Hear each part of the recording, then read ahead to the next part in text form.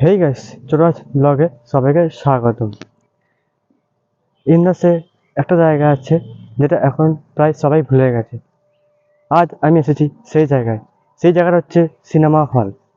তো এখানে কিছু লোক আছে, তার মুখ থেকে আমি শুনে নেবো এই সিনেমা হলটা চালু করতে চাইছে নাকি, আমি জিজ্ঞেস করে নেবো। তো সেই ব্লগটা দেখো, অবশ্যই ভালো লাগবে। ইন্দাস সিনেমাতলা, সেই সিনেমা হল, সেই সিনেমা হলটি পর্যাপ্ত অবস্থায় পড়ে রয়েছে। সিনেমা হলটি কিছু মানুষের জন্য লোকে মুখে শুনে নেবো কি বলতে চাইছে। এটি হলো টিকিট কাউন্টার, এটি হচ্ছে সিনেমা হল। এই সিনেমা হলটি, এই যে গেটটা রয়েছে, দুটো গেট, প্রথম গেট আর সেকেন্ড গেট। এই সেকেন্ড গেটেই ঢুকতো মানুষরা। তো এখানকার লোকের কিছু মানুষের শুনে নেবো কি বলতে চাইছে সিনেমা হলটি নিয়ে, কি বলতে চাইছে শুনে নেবো। এই সিনেমা হলটি কতদিন ধরে বন্ধ রয়েছে? প্রায় হয়ে গেল 15 বছর 20 বছর হয়ে গেল, বন্ধ হয়ে গেছে। আর কটা করে শো হতো? আগে যখন চলতো 3টে করে শো হতো। হ্যাঁ। সব থেকে কোন বইটা হিট করেছে?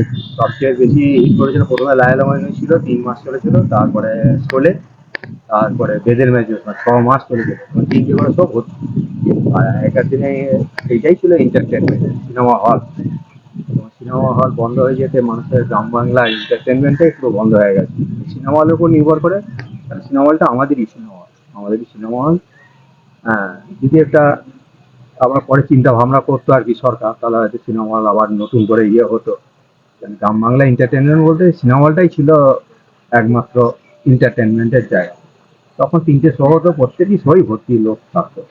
আস্তে আস্তে ইন্টারনেটের যুগ, মোবাইল, কেবল এইসব হয়ে আস্তে আস্তে সিনেমা হলটা বসে যায়। আপনি কি চাইছেন যে সিনেমা হলটা চালু হোক? সিনেমা হলটা যাতে, হ্যাঁ, সরকার যদি করে, আবার যদি সিনেমা হল সে আগেকার মতন যদি হয়, নিশ্চয়ই আমরা করতে রাজি আছি। তা নাহলে আমাদেরকে অন্য কোনো মার্কেট করতে হবে, করতে হবে, খেলাঘাটের ব্যবস্থা করতে হবে। সেটা নিয়ে ধ্বংসস্তূপে পরিণত হয়ে গেছে সব সিনেমা। মানে বাঁকুড়া জেলা, পশ্চিমবঙ্গের সব সিনেমা হলই তো নষ্ট হয়ে গেছে। সিনেমা হল এই নেটের যুগে এই অবস্থা। যদি সরকার থেকে কোনো চিন্তা ভাবনা করতো, তাহলে একটা একখানা দেখা যেত। হুম। আর গ্রাম বাংলা এন্টারটেনমেন্ট বলতে এগুলো পুরো এই সিনেমা হল, এখানে লোকে ভর্তি থাকতো, লোকারণ্য থাকতো। বেলা 1টা থেকে রাত্রি 10টা পর্যন্ত শুধু লোক এখানে। সেখানে এরকম কোনো এন্টারটেনমেন্ট নেই গ্রাম বাংলায় সিনেমা হল ছাড়া। এখন শুধু নেটের যুগে এইসব হয়ে গেছে। কেবল লাইন, ঘরে ঘরে হাতে মোবাইলে সিনেমা। এটাকে ব্যবস্থা করতে গেলে সরকারই একমাত্র পথ।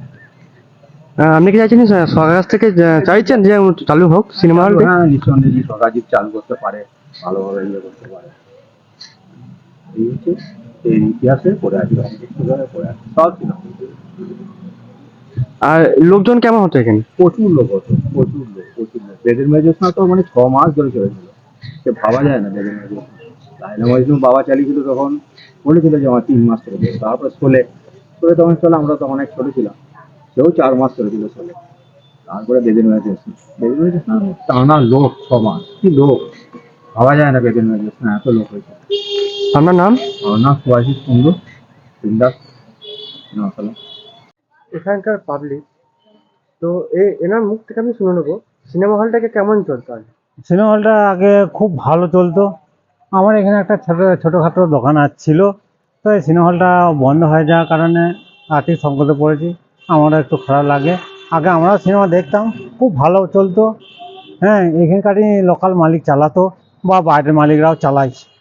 এখন কোন কিন্তু বইটা সব থেকে হিট করেছিল? হ্যাঁ, কোন বইটা সব থেকে হিট করেছিল? হিট বলতে বহুত বই আছে। এই এখানে যেই সিনেমা হল দিয়েছে সেই বইটাই ভালোভাবে চলে। বাংলাটাই বেশিরভাগ চলতো এখানে।